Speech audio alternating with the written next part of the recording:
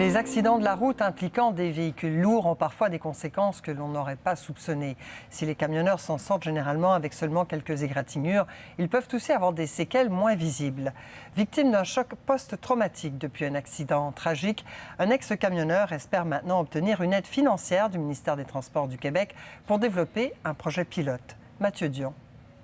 Je suis grand, je suis gros, je suis fort. Mais sa force a été insuffisante après qu'un homme se soit enlevé la vie au passage de son poids lourd en février 2013.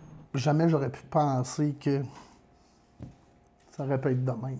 Ce jour-là, Patrick Forgue roulait comme il l'a fait pendant 17 ans, les deux mains sur le volant de son Kenworth, la marque de son camion qu'il a tatoué sur le bras et le cœur.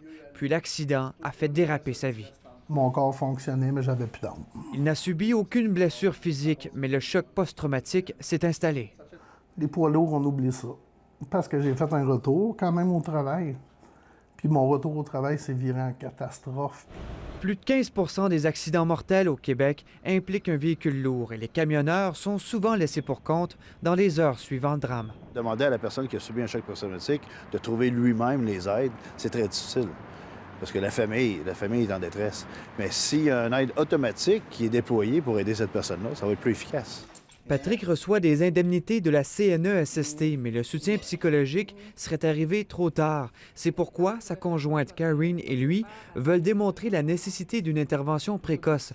Ils ont déposé une demande de financement, présentement analysée au ministère des Transports, pour réaliser un projet pilote en partenariat avec l'Université du Québec à Montréal. La nécessité de mettre obligatoire notre protocole d'action quand il arrive un accident, que la CNESST, là, c'est là qu'on vient à CNESST, oblige que le camionneur se rende automatiquement chez un psychoéducateur dans 24-48 heures pour ouvrir un dossier.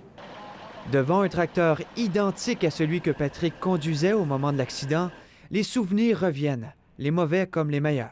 Le métier de camionneur, on l'entre dans nous.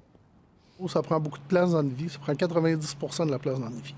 Parfois trop de place au point où les camionneurs, craint-il, reprennent la route en étant encore vulnérables.